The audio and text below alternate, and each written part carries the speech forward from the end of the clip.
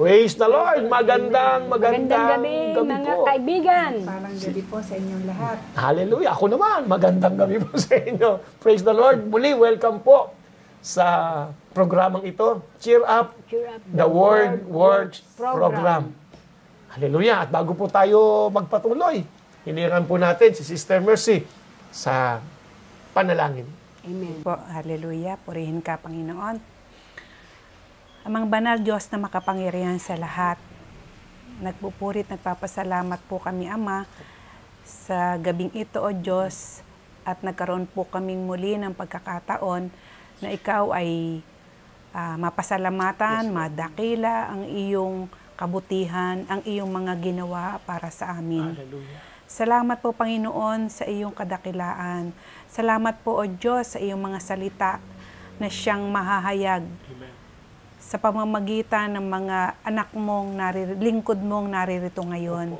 Patuloy mo po silang pagpalain at ang bawat sasalitain ay patuloy na nagmumula sa iyong salita, Hallelujah. O Diyos, ay patuloy na maging pagpapala, maging daluyan ng pagpapala sa bawat makikinig at manonood ng programang itong Cheer Up the Word Works Program. Salamat po, Panginoon, sa mga biyaya at pagpapala na makakarating sa mga makikinig, O Diyos. Sinabi sa iyong salita na kung pagsusumakitan ng bawat isa ang pagharian ng salita ng Diyos, ang lahat ng bagay ay aming matatanggap. Hallelujah. Hallelujah. Salamat po, Panginoon, sa iyong kadakilaan, sa iyong kabutihan, at sa iyong katapatan. Patuloy kang mahayag at madakila sa lugar na ito. Purihin ka, Panginoon, at sa mga buhay namin, Panginoon, patuloy kang maparangalan. Yes, Father God. Marami pong salamat, Ama. Ito po ang aming dalangin sa makapangyarihang pangalan ni Jesus. Amen and amen. Thank you, Lord Jesus. Praise Thank you, the Lord. wonderful, Hallelujah. Precious Holy Spirit of God.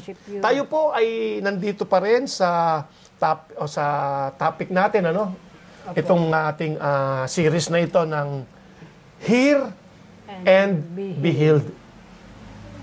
Praise the Lord. At ang healing doon ay hindi lamang ito po yung full gospel na healing. Yung tinatawag ng Bible na Zo. Ngayon, nais ko pong buklatin po muna natin ating Biblia sa Matthew chapter 13.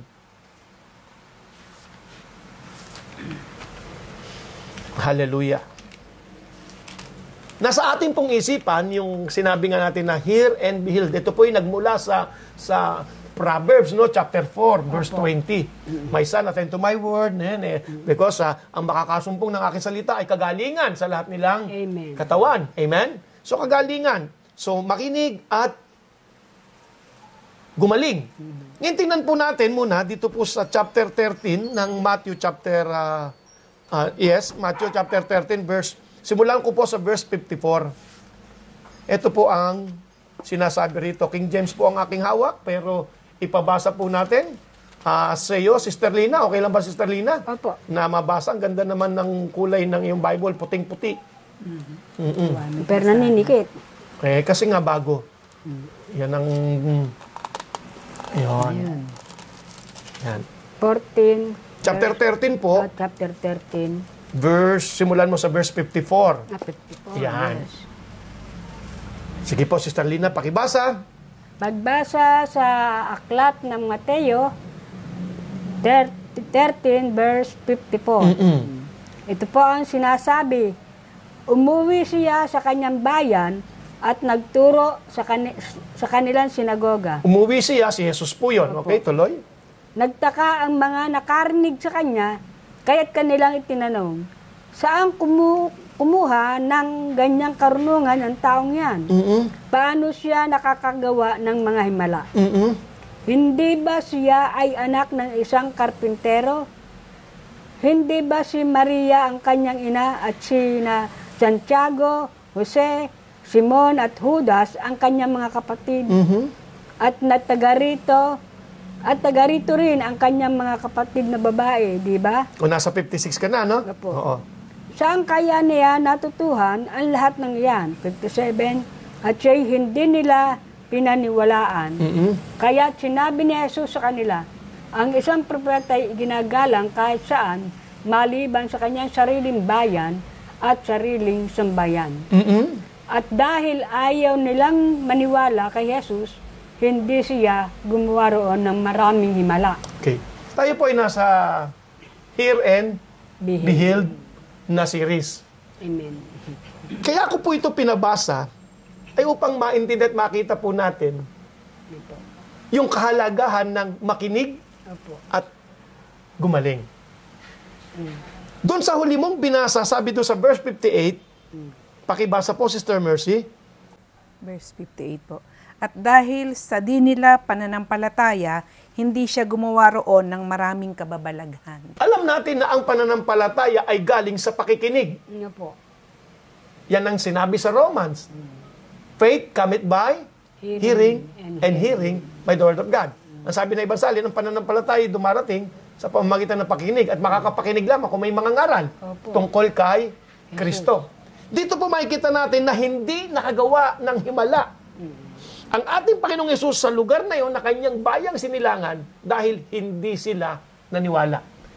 Ang ibig sabihin, hindi po nila pinaniwalaan, pinakinggan ng may pagtitiwala ang mga sinabi ng ating Panginoong Jesucristo. Ano po ang resulta? Walang himala. Walang himala. Wala pong nangyaring, hindi nakakilos. Ang sabi po rito sa aking Bible, King James Version, and he did not many mighty works. He did not many. Hindi siya gumawa. Hindi dahil sa hindi niya kayang gumawa, kundi dahil hindi siya nakagawa. Dahil hindi sila nakinig ng may pananampalataya. Nadinig nila, pero pasok dito, labas doon, dahil yung nasa isip nila, hindi na talaga kilala si... Akala nila kilala nila si Jesus, pero hindi talaga nila kilala.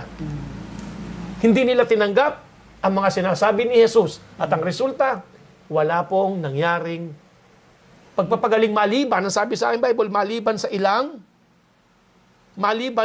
na may sakit. Mga mahihina, hindi makatanggi, mahihina. Kaya sila ay tumanggap ng mga kagalingan.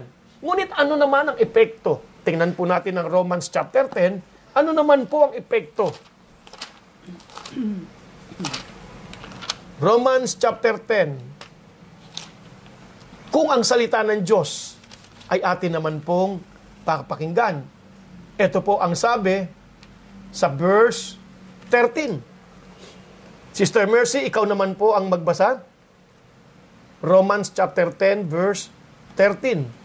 Sapagkat sinasabi sa kasulatan, maliligtas ang lahat ng tumatawag sa pangalan ng Panginoon. No? So, ang lahat ng tatawag sa ating Panginoon, amen? Ang lahat ng magpapasakop, ang lahat ng susurrender, ang lahat ng kikilalanin, tatawag o kikilalanin si Jesus ay maliligtas. At yung ligtas na yon, ang ginamit po doon ay zoso, na ang ibig sabihin, yung Greek word noon ay zoso, na ang ibig sabihin ay hindi lamang kaligtasan simula impyerno papuntang langit, kundi kaligtasang pisikal. Babasahin ko po sa inyo sa King James. Ito po ang sabi sa King James Version na meron pong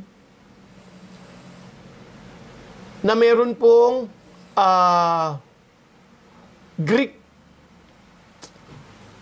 word na translation. Romans chapter 10 verse 13. Babasahin ko po sa inyo.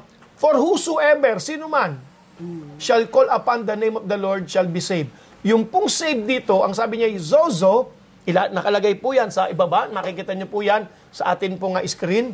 Ibig sabihin, to save, keep safe and sound, to rescue from danger or destruction, to save a suffering one suffering from disease. Example, yung one suffering from disease, to make well, heal, restore to health. Amen. So kung ikaw ay tatawag, ang iyong kalusugan ay babalik. Kung ikay may sakit, Amen. yan ay magkakaroon ng kagalingan. Pero hindi po dun napuputol lang yon. Tuloy-tuloy. Okay, I mean, sige, tatawag. Pero may kasunod. Pakibasa po ang verse 14. Ngunit paanong tatawagan ng mga tao ang hindi nila sinasampalatayanan? Okay. Paano silang mananampalataya kung wala pa silang napapakinggan tungkol sa Kanya? Paano naman silang makakapakinig kung walang nangangaral? Yun po. Kaya po kami ay narito. Amen? Amen. Tulad nga po nating series ngayon, Hear and Be Healed. Lahat ng tatawag, kayang tugunan ng Diyos. Walang problema. Kaya lang paano ka tatawag kung hindi ka nananampalataya? Tulad po nung mga nasa bayan ni Jesus, may nadinig nga sila pero hindi nila pinanampalatayanan. Anong resulta? Walang tumawag. Kaya walang save na nangyari. Walang pagliligtas na nangyari. Amen? Walang gumaling. Maliban sa ilang pinagaling ni Jesus. Ngunit paano ka nga naman tatawag kung hindi ka nananampalataya? Paano ka mananampalataya kung wala kang naririnig? At paano ka makaririnig kung walang mga ngaral? Hallelujah. Purihin ng Diyos. Ibig sabihin, napakahalaga po ng pakinig at doon sa nadinig, mananalig at mananampalataya, ngunit hindi ka makakarinig kung walang mga ngaral. Kaya nga po ngayon, bibigyan po natin ng puwang ang ating pong kapatid, Sister Mercy, si Sister Lina, to share to you the Word of God. Nang sa ganun, when you hear, you will have faith, magkakaroon ka pa ng palataya, at ito ay magdadala sa iyo ng resulta ng kagalingan. Hear and be healed. Pakinggan po natin ang mensaheng dadalhin po sa atin ni Sister Mercy. Hallelujah. Basahin po natin ang salita ng Diyos sa Marcos chapter 10 verse 46 to 51. Dumating si Jesus sa Jericho kasama ang kanyang mga alagad at marami pang iba. Nang umaalis na sila roon, may minaraanan silang isang bulag na nakaupo sa tabi ng daan at namamalimos. Siya si Bartimeo, anak ni Timeo. Nang marinig niyang naroon si Jesus na taga Nazaret, sumigaw siya ng ganito, Jesus, anak ni David, mahabag po kayo sa akin. Pinagsabihan siya ng mga tao at pinatatahimik. Ngunit lalo pa siyang nagsisigaw, Anak ni David, mahabag po kayo sa akin. Tumigil si Jesus at kanyang sinabi, tawagin ninyo siya.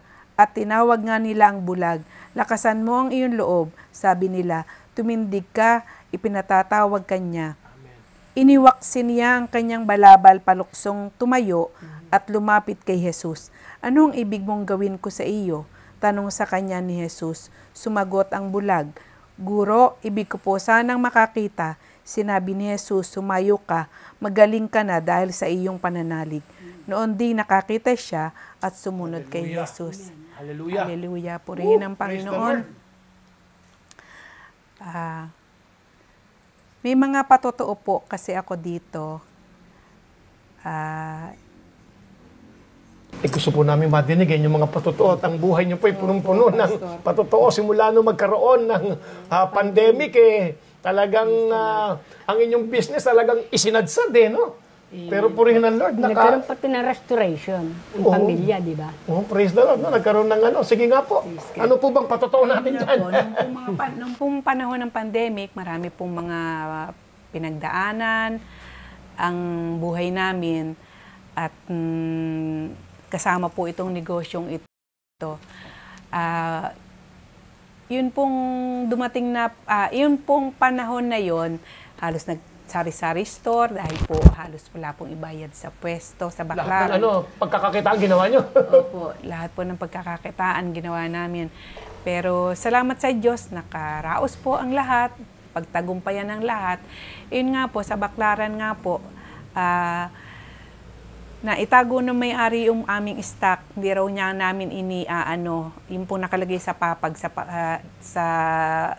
papag na binabayaran namin.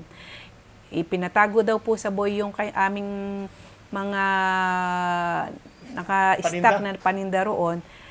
Yun pala ay kaya pinatago, may dahilan siya.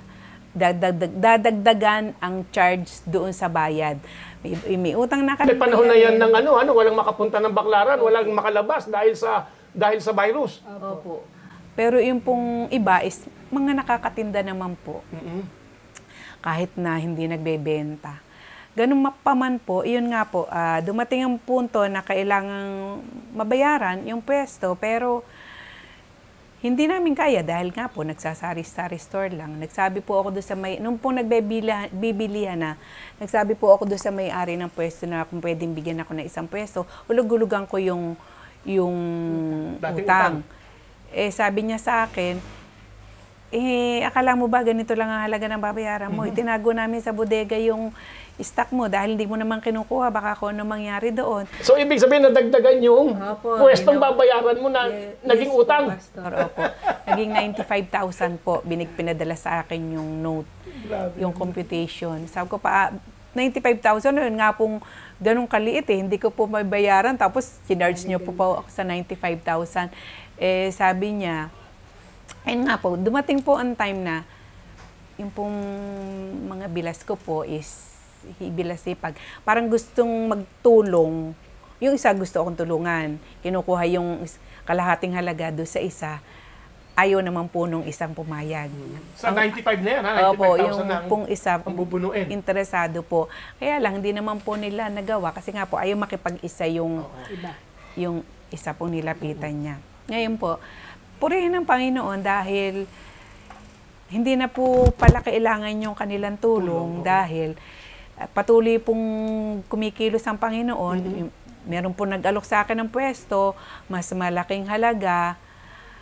Yun pa nga po, bayar po muna. In-offer ko po yung mga yaring pinatahi niya. Sabi ko, kunin na at hulug-hulugan na lang dahil nagbibenta na sa Baclaran. De, syempre, yung uniform, lahat ng lugar nagbibilihan na. Kako, mo na lang, hulug-hulugan mo. Natuwa naman siya at kinukuha po yung mga stocks, nagdala po siya ng halagang 200,000. Ate, nag-loan ako, ito yung halagang, may pambayad ka na sa pwesto. Sabi ko, ay, salamat sa Diyos, purihin ng Panginoon. Ayun nga, nagkwento rin po siya ng mga problema niya. May patotoo din siya na nasunugan siya ng napakalaking pwesto, 11 pintong apartment, as siya po ay nga po, nakwento ko yung na-share ko sa kanya yung nangyari sa amin. Sabi niya, ate, hindi lang ikaw. Isang pesong malaki sa akin at 13 pintong apartment at sunog lahat. Pero para daw siyang maloloka. Ngayon nga, natuwa siya nung malaman, basa niya yung chat ko na kunin ko na yung mga stocks. Kaya sabi niya, ate, natutuwa ako dahil may magtitiwa na napatunayan ko meron pa palang pwede magtiwala sa akin kasi nawala na po lahat yung kanyang kabuhayan. Yung stock nasa inyo? Opo. Patahin niya yun? Patahin niya po. Na hindi pa niya bayad? Hindi pa ho. Kaya nag-down po siya ng 200,000. Sabi niya, ate, makakabayad ka ng pwesto. Kinabukasan po, tinawagan ko yung may-ari, makakabayad na po ako ng pwesto. Eto Gulat po. siya, no? May pambayad ka nagulat bigla. po siya. At meron pa pong sobra na pwedeng ibili ng tela. Ayun, unti-unti po nakabili ng tela sa biyaya ng Diyos. At ayun nga po. Grabe, no? Ang point ko po doon ay grabe, Lord. Pagka ikaw ay pagka ang tayo po ay nasa Panginoon at hindi ay nga po isang bagay pa nga po pala yung pong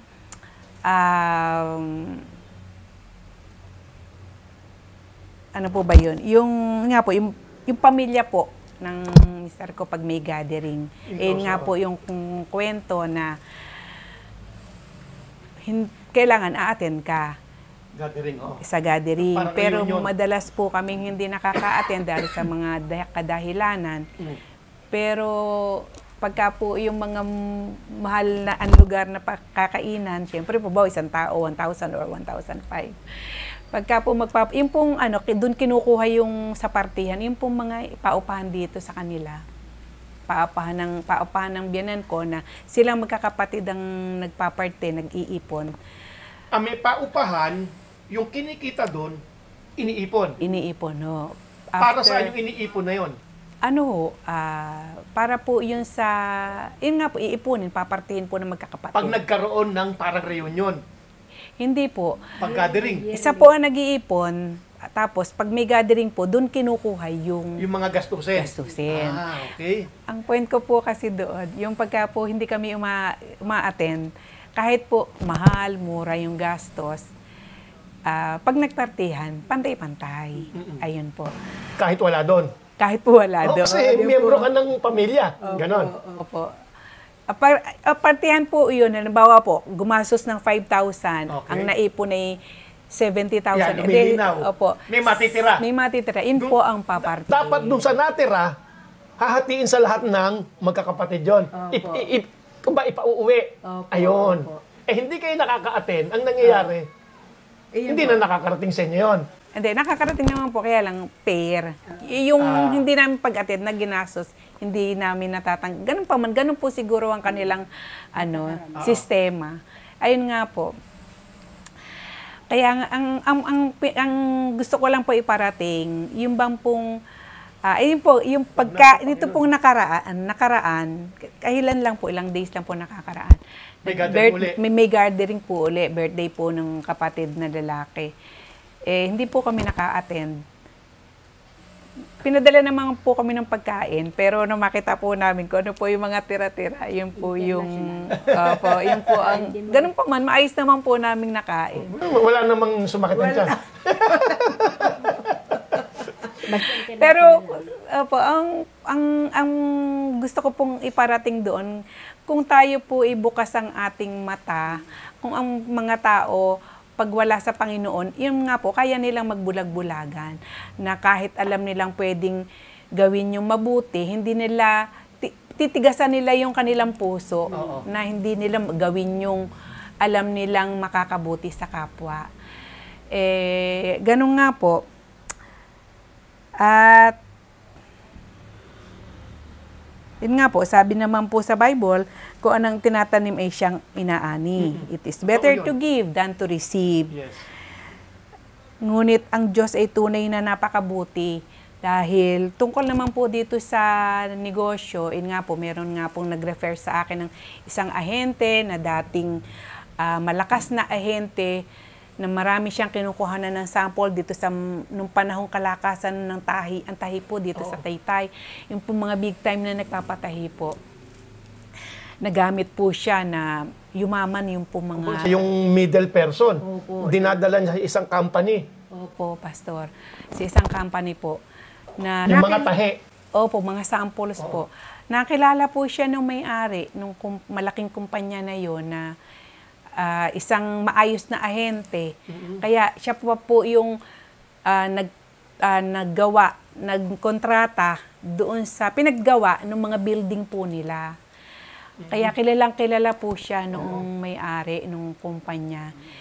Noong po panahon kami nagsasample, 12 lang ang mga tindahan noon dahil nagsasample kami sa mga department store, may mga opisina dito sa department store sa probinsya, may mga opisina dito sa Manila. Tapos 12 stores lang po noon, ngayon po daw is 25 na ho ang Ang store ng company na yon. Opo. Meron po sa Bacolod, kung saan po sa 24, parting nag-times 2. Bisaya. Opo. Nag-click Mahigit pa ka? po sa 20, mahigit pa po sa sa times 2. Parang meron na rin dito sa atin yan. Sa Rizal, parang nakikita ko eh. Oo. Hindi lang natin babanggitin yung pangalan. Opo. Ayun po. Yun po para feeling blessed po talaga ako kasi po parang nakikita ko po parang ito na po marahil yung Makabalik uli kayo. gagamitin ng Panginoon para po makapag-unti-unting makabalik. Makabangon. Amen po. Sa mall. Opo. Ngayon po, ito pong mga sample na ipinakita ko sa kanya, gustong-gusto nga raw po nung may-ari na antimano may stock. Dahil may Itong sample nyo, matagal na ito. Ito na yung na-stock nung panahon ng pandemic. Opo. hindi po, Pastor. Kailan lang po ito. Kailan lang itong 2 years ginawa ago naman? lang po yan eh. Oo. Hindi po nag-click. Hindi po okay. nag-click. Ang gusto po na nung may-ari. Gusto ko yung term na yan. Anong mga panahong ginawa nyo, hindi nag-click yun. Hindi po nag-click. Okay, so natulog. Opo. So, May mga sauli pa nga po yung buyer inipon-ipon po namin. Nagpanatag naman po ang loob ko, Amen. bagamat yan dapat Amen. na benta or ano. Pero po rin ng Panginoon, ang lahat po nangyayari, nagkakalakip-lakip para sa ikabubuti. Hallelujah. That's the word of God. Amen. Ayun po, yung dumating po yung ahente na yan, inaalo ko po yan sa pamamagitan po ng kaibigan. Isa kayo sa binalikan niya, pinuntahan niya. Opo, Praise Pastor. Ayun ho, yung Excited na ako malaman na nangyari. isa pong So, i-pre-set niya ro sa company. Opo, yung mga sample pinaayos, kailangan ganito. Pinakita po, tinawag pa lang po niya sa may-ari. Tinawag lang po niya doon sa may-ari, doon sa purchaser po na kinuwento na ganun. Maaari pong sinend sa messenger yung mga pictures. Di po para pong actually, dahil sinukat daw po doon sa manikin kasi gusto. May dala siyang sample, ha? Opo, actual na pong dinala, kaya lang hindi muna dinesisyon na nung may-ari, nung purchaser kasi Kung kukunin yung sample ang sabi po niya, meron pang ibang sample akong ipapakita. Meron pang ibang sample na ipe-present sa galing kanila. sa ibang mananahi naman. O Ano sa po? inyo pa rin? Sa amin pa rin Sa inyo po. Dahil po may isinend po ako mga sample na sabi ko, bibilin ko sa Baclaran para ayaw daw ng picture. Sabi ko, bibilin ko nga po yung sample para actual, maipresent din nyo, maipakita rin nyo. Pero natuwa daw po doon sa mga... Galing na sa iyo? Opo. Sabi lang, pagbutihin yung computation, kung kahit na yung presyong puhunan, at least makapasok Marami, kaso ka doon sa kumpanya na yun. At biyaya ng Diyos pag nakapasok doon. Kaya salamat sa Panginoon dahil nakikita ko po na parang ito na po yung umpisang muli na mag-unti-unti pong bumalik yung Praise the Lord. And I believe. Naalala niyo po yung nakaraang linggo na sabihin ko nga, let me prophesy, ang tulong na kailangan mo ipinadala na ng Panginoon. Hindi ko lang kung nadinig niyo, no? Pero nasabi, sige po, ito, no? naniniwala ako. So, kinuha naman yung iyong sample. Opo. Praise God. Magsasample nga po uli. Kukunin po yung bagong mga sample ko tapos sa Martes ho. Kaya pupunta po ako ng Baclaran bukas para po Pero ilan po kayong kinunan niya ng mga sample na nagawa? Marami rin. Parang ilan lang po kami. Meron po siyang sinampol, kinuhanan ng sample, hindi po siya kilala. Isang malaking patahian po ngayon sa Taytay. Ngayon ho, ilang taon din daw hong Wala sila. na stock. Pero nang isample, ayaw siyang pagtiwalaan dahil dami na raw pong ahenteng kumuha ng sample sa kanya, hindi bumalik. Siguro po hindi na order or o may negative intention. Sabi niya, pagtiwalaan niyo po ako, sa sample ko po ito, bukas din po ibabalik ko sa inyo. Na order ho, kaya lang, yun nga po, sa presyong pinakamababang presyo, napakalaki po ng halaga sa dami pala ng stock. 32 million. Sa dami po nung... rin yun. Laking company ng pagdadalan nyo eh. At ang 24 brands. Yun daw po, dress po ng mga ng mga ladies eh. Binagsak ng presyo, kaya po, ganun po man, ang laking halaga. Siguro po, dami-dami stock na yun. Amen. Sige, tuloy tayo. Hallelujah. Praise God, praise God. Ayun nga po, Talagang all things work together for good. all things work together for good po. Amen, amen. Kaya, hindi nga po tayo dapat dumepende sa anumang sitwasyon. Hindi po tayo dapat bumabase sa mga nangyayari sa atin. Kahit mga negatibo, o mga nangyayari sa kapaligiran natin, negatibo ang ibinabato sa atin ng ating kapwa. Pero, yun nga po, lahat ng bagay nagkakalakip-lakip para sa ikabubuti. Hindi natin dapat tingnan yung mga bagay na hindi magagandang nangyayari sa atin. Kasi may last say ang Diyos, no? May nasa Panginoon ang biyaya ang pagpapala. Praise the Lord. Kaya nga po ang sabi sa Efeso chapter 6 verse 10, magpakatatag kayo sa Panginoon sa pamamagitan ng dakila niyang kapangyarihan. Amen. Dahil mas higit ang kapangyarihan ng Diyos sa na mga pangit na nangyayari sa atin. Amen, amen. Kaya purihin ang Panginoon. To God be the glory po. Salamat sa Hallelujah. Glory to God. Marami pang hindi nasabi, Sister Mercy ron, pero okay na po kayo? Opo. Grabe, no? Maraming pagpalain ang Diyos, hindi lang ikaw, sa pagkakabalik nitong kilalang ahente na ito. At dalangin ko, na kayo rin, na anumang pinagkakakitaan Amen. ay pasaganain ng Diyos ng higit sa inyong inaasahan. Amen. Thank you, Lord. Sister, sharean mo naman kami. Dahil kailangan makadinig. Upang gumaling, maging pinansyal, gumaling ang pangangatawan, gumaling ang anumang negative sa isipan, lahat ng negative, pinagaling ng Panginoon. Amen. Hallelujah. Amen po ang Panginoon.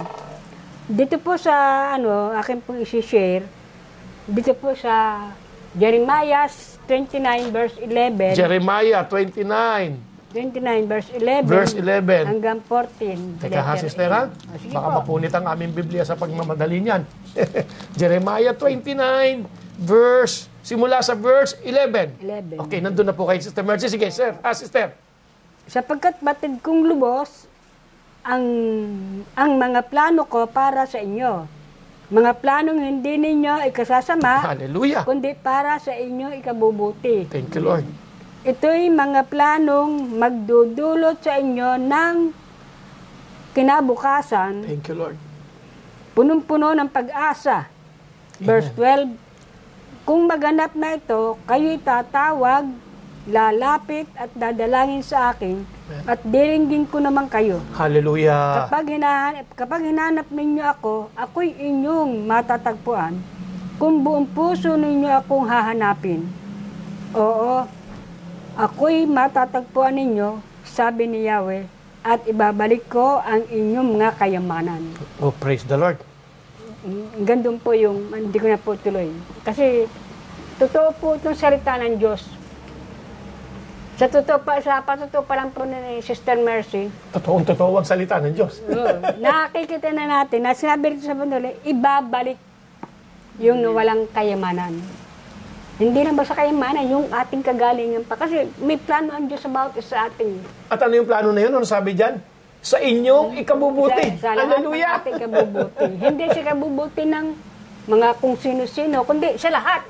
Amen. So, hindi lang ilan. Hindi lang ilan. Lahat. Napakabuti ng Pati Diyos. po yung mga wala pang pagkakilala sa ating Panginoon, ganun po. Kung sa panahon na mapakinggan nila ang salita ng Diyos, yung plano ng Diyos, mararanasan nila sa kanilang buhay. Amen. Amen. Hindi po ba, Pastor? Amen po. Meron din po akong patotoo. Mm-mm. Dahil hindi ko rin po alam kung ano ang plano ng Diyos sa akin yung panahon. Nung panahon noon. Nung panahon na wala pa ako sa akin dating Panginoon Jesucristo. Hindi ko alam na ako'y sabi ng Panginoon, Teka, ilang taon na kayo ngayon? 70? Magsa-78 na po ako. 78? No, Ilang kembot na lang, 80 ka na. Yan lakas-lakas mo. Magsa-78. Kaya nga, magsi-78. O pagka 78, ilang kembot na lang, 80 na. Sige. Tatanggap na sa NCSC. Grabe. Korean po ang Panginoon. 78 ka na pala. Sabi na, malayo, matagal-tagal na. Kasi po, ang buhay ko po naging naging palaboy. Pero hindi ko alam, may plano. Anong ibig sabihin ng palaboy kung saan-saan ka nakarating? Kung saan-saan Hindi po ako naman yung nakarating. taong grasa na hindi naman ganun. Kung saan po ako nakarating. Oo, iba-ibang probinsya dahil sa pagtatrabaho ba o? Hindi po. Paglalayas. Okay. Naranasan ko pong maglayas. Mm-mm. At hindi ko alam na may plano po pala sa akin. Makauwi po ko rito sa Muson, 1982 na. Kailan ka nagsimulang maglayas? 70. 70? 10 years? 10 12 years? 10 years po ako hindi, 1972 po ako talagang totally na Naglayas? hindi na bumalik. Hindi na bumalik. Na, Para ikaw yung kaklase ko, sabi ng teacher ko, malayong mararating mo pag naglayas ka. Pero po paano, malayo nga po narating. Malayo ang nararating. At ngayon, malayo na rin po nararating. Ilang sa taon ka biyaya noon? ng Diyos. Mga 20, ganun. Kasi kagagraduate ko lang po ng high school. Naglayas ka na. Meron po kasing dahilan. Oo, kaya oo. Oo. Kaya po rin po Panginoon, dahil ito, binalik ako ng Diyos sa lugar na ito, dahil hindi ko alam na gagamitin pala ako ng Diyos. So 10 years, walang silbi buhay mo, parang ganon. Opo, walang silbi. Paano ka kumakain Eh, sa mga pinupuntahan mo? masipag po naman ako, naghanap buhay din po naman ako. Yan, ganun po. At saka yung aking buhay doon, hindi po ako naging pabigat. Kasi nga marunong ka maghanap buhay. Marunong ako maghanap buhay. Pero wala ka sa Panginoon pa noon. Wala pa po. Pero nag-aral po ako sa Bible School sa pamamagitan ng Koreo. Okay. Nakagraduate po ako. Talaga, ha? Doon ako sa Bisaya. Okay. Kumikilos na ang Lord sa'yo noon pa. Opo. Oo. At naranasan nga po doon pa lang, naranasan kong, hindi ko alam na, ako'y pinapauwi na ng Diyos.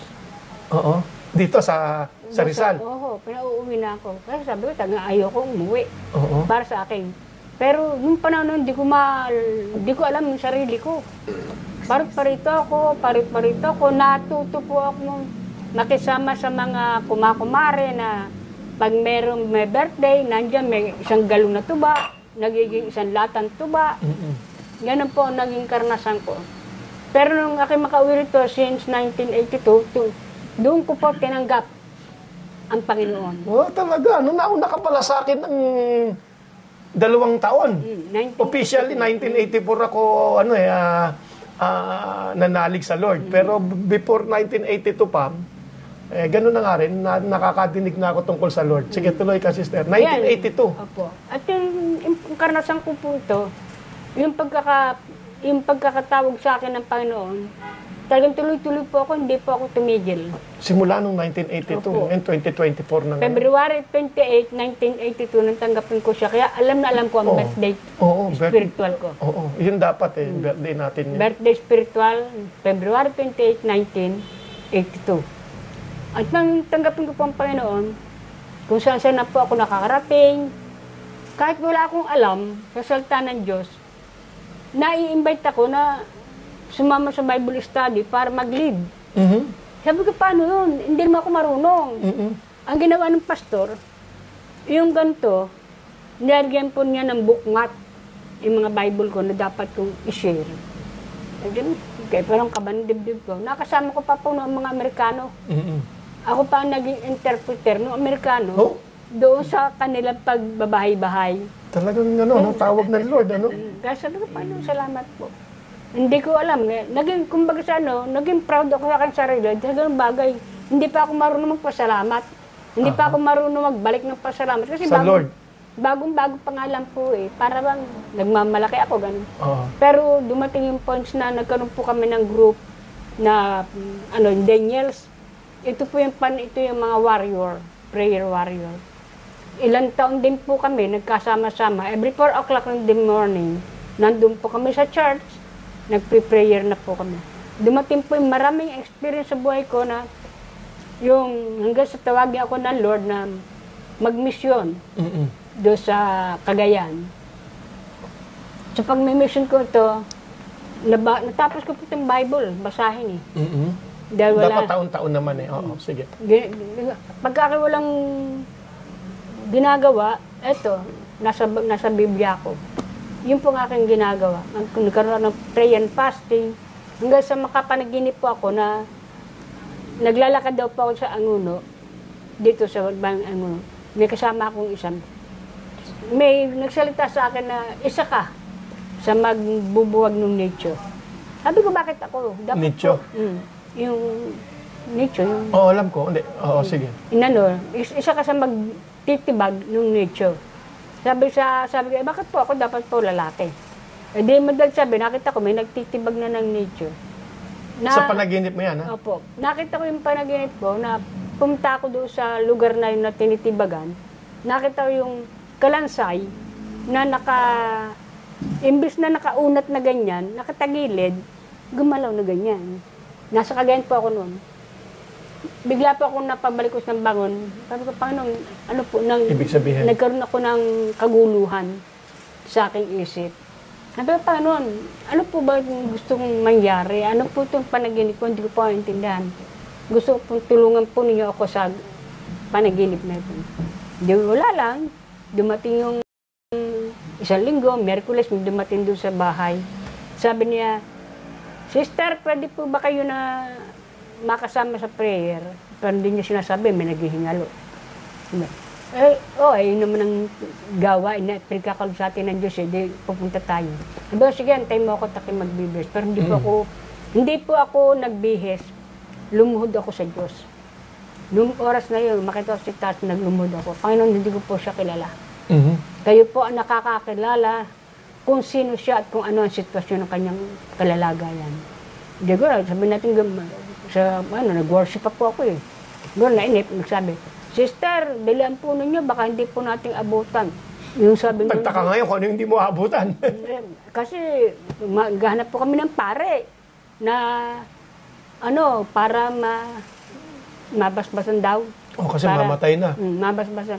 Imbes na ako matakot, tumayo ako at napuri ako sa Diyos. Muli ako nagpasalamat sa Diyos. Panginoon, salamat.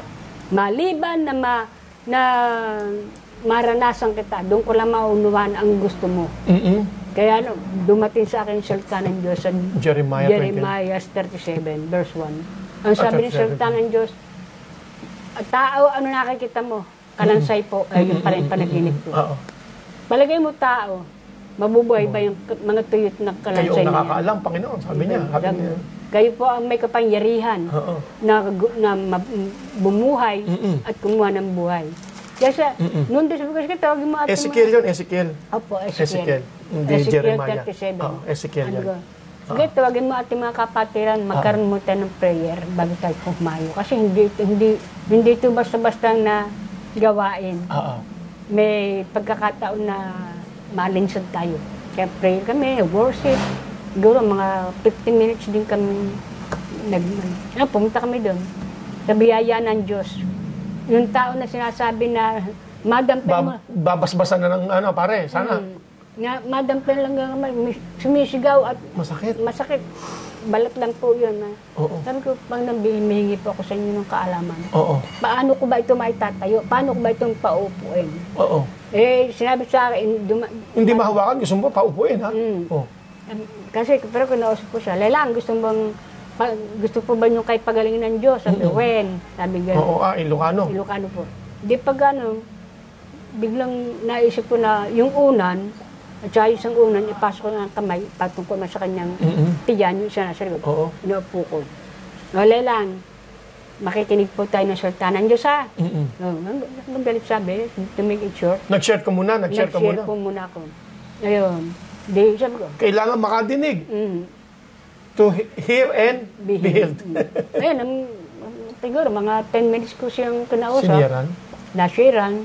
Tapos tinanong ko, Lelang, may problema po ba kayo? Kausapin mo rin sila. Sabi ko sa kanila, Lelang, may problema po ba kayo? Sabi niya, when iyak siya na iyak, walang tigil na kaya, pinabayaan ko lang siya na mag-umiyak para makarelease yung kanyang damdamin. Ang ginawa ko naman, pinatawag ko yung mga manugang, anak, kung sino man may kinasama ng loob. Nasa probinsya kayo no? Pwede, oo. Kasi may kinasama ng loob, ditakbo naman sila, pinatawag. Dahil nang dumating doon, tinanong ko sila, gusto po ba ninyo gumaling ang inyong magulang? Sabi ko, opo. Kailangan po nyo magpatawaran dahil hindi siya gagaling. Totoo yun. Kung hindi kayo magkakaroon ng kapatawaran. Mananatili. Ang grudges, ang mga sama ng loob, hinanakit, hindi dapat nasa atin yan eh. Ayan. Madalit sabi po, nung sila nagkayakapan, nag-share uli ako para doon sa mga bagong dating. Nagkaroon ng restoration. Karoon ng restoration. Doon ko na sila pinatanggap. Sa Panginoong Isus? Pati yung mamamatay? Opo. Pati lahat sila, buong pamilya. Kaya sabi ko, puri na pa, ang kilabot ko mula. Ano nangyari doon sa mamamatay? Baka yung pag-alis ko po raw, bumaba at nagwalis. Purihin ang Panginoon. Purin po, yun po ang patotoo nung anak. At kaya yung anak, yun ang na-born again din. Sumasamba. Ibig sabihin yun yung nagpatuloy, nakita mo nagpatuloy. Nga po. Pero inabot din ng ilang taon, yung matanda na nabuhay. Purihin ang Panginoon. Kaya purihin po ang Panginoon sa mga plano. Kung may plano ang Diyos about sa atin, ipaayos po natin ating buhay. Pero kailangan mo madinig ang salita ng Diyos. Kailangan po, makinig po tayo ng salita ng Diyos para yung plano ng Diyos, matanggap natin. Naalala ko yung pinag-usapan natin kaninang introduction natin, ano? Hindi nakagawa ng himala si Jesus sa kanyang bayan dahil hindi nila pinanaligan, tinanggap ang mga salita ng ating Panginoong Kristo. At sabi nga po nung anak, alam po ninyo, natutuwa po ako dahil pagkaalis ninyo, kasi kasama ko yung kanyang sinisharean, isa sa mga naging member doon. Yung sinanang, pagkaalis ninyo, nagwalis doon sa ibaba. Hallelujah. No? Ganoon, kahit kabuti ang Diyos. Hindi ka nag-aantay ng, sabi nga, salita ng Diyos, maging kay Daniel, di po ba? Simula, nang ikay manalangin. Kinalugdan ka ng Diyos at dinin niya ang iyong sinagot panalangin. Na, actually, sinagot. Sinagot ka na ng Panginoon. Hallelujah. Kaya puri ng Panginoon. Kaya ngayon mismo, wag po kayo mag-atumili. May gagawin ang Diyos sa bawat isa sa inyo. Praise the Lord. May gagawin. Marami pa po tayong araw ng pagtatagpo. At dahil doon sa may gagawin, Sister Mercy, pakibasa nga Revelation 3:20 tapos patanggapin mo. Please share this message. Napakahalaga po. At dahil meron din kaming oras, ay kailangan pong sa susunod na pagtatagpo muli natin, ang kasunod po muli na ating mga pinag-aaralan. Sister Mercy, Revelation, napahayag 3:20. Nakatayo ako sa labas ng pintuan at tumutuktok. Kung diringginin naman ang aking tinig at bubuksan ang pinto, ako'y papasok sa kanyang tahanan at magkasalo kaming kakain. Lead us, Sister Mercy, sa pagtanggap sa ating Panginoong Hesus. O may iba pa kayong sasabihin? Ayun po. Kung tatanggapin po natin sa pagkatok, ang Panginoon po ay laging kumakatok. Amen. Sa pinto ng ating puso. Kaya, kung bibigyan po ninyo ng pagkakataon ng Panginoon na buksan ang inyong puso at papasukin siya sa inyong buhay, mararanasan nyo po ang tagumpay, ang katagumpayan, ang mga biyaya, pagpapala, kapayapaan sa inyong buhay. Hallelujah. Kaya, ito po, tayo po'y manalangin Amen. ng pagtanggap sa Panginoon.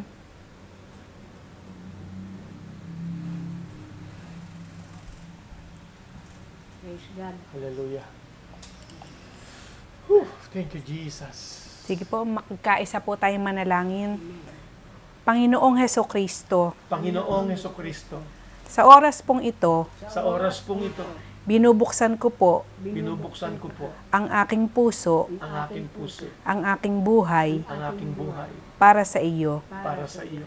Panginoong Hesukristo, Panginoong Hesukristo, tinatanggap kita tinatanggap kita bilang aking Panginoon. bilang aking Panginoon. Nananalig po ako Nanalig po ako at nananampalataya at nananampalataya na ikaw, Panginoong Hesukristo, na ikaw, Panginoong Hesukristo, ay namatay para sa akin. ay namatay para sa akin. At sa ikatatlong araw, At sa ikatatlong araw, ikay nabuhay muli, ikay nabuhay muli, Panginoong Jesus. Panginoong Jesus. Salamat po sa kapayapaan, Salamat po sa kapayapaan, sa kaayusan, sa kaayusan, sa katagumpayan sa katagumpayan ng mga tatamasahin ko. ng mga tatamasahin ko Matapos kitang tanggapin, matapos kitang tanggapin. Panginoong Jesus, Panginoong Jesus. salamat po sa buhay na walang hanggan. Salamat po sa buhay na walang hanggan. Salamat po sa karapatang Salamat po sa karapatang maging anak ng Diyos. maging anak ng Diyos. Panginoong Hesukristo, Panginoong Jesucristo, ikaw na po ang maghari sa akin. ikaw na po ang maghari sa akin. Amen. Praise the Lord. Congratulations. Ang dalangin namin na ikaw ay magkaroon ng sarili mong local church Salamat. na dadaluhan upang doon ay lumago ka. At patuloy po namin kayong inaanyayahan dito po sa Cheer Up, the Word Works program. At nais po namin, nakikita nyo po yung nakalagay dyan, yung FB page ng The Life Giving Spirit Church. Paki-like po yan, paki-follow. Nang sa ganun, matanggap nyo po ang mga iba pang mga libreng, amen, na katuruan na inyo pong madidinig na sigurado pong magdadala ng katagumpayan sa inyong buhay at tunay mo pang makikilala ang ating Diyos na buhay. Amen. Meron din po tayong mga Sunday online worship service. Makakuha nyo po yan at maabisuhan kayo kung inyong pong ilalike and ipa-follow ang FB page ng The Life Giving Spirit Church. So minsan pa, bye-bye at masasabi po namin, cheer up! The Word works. Bye-bye! You are blessed. God bless. You. Jesus loves you. Amen. And we love you. Hallelujah. Amen. Purihin ang Panginoon.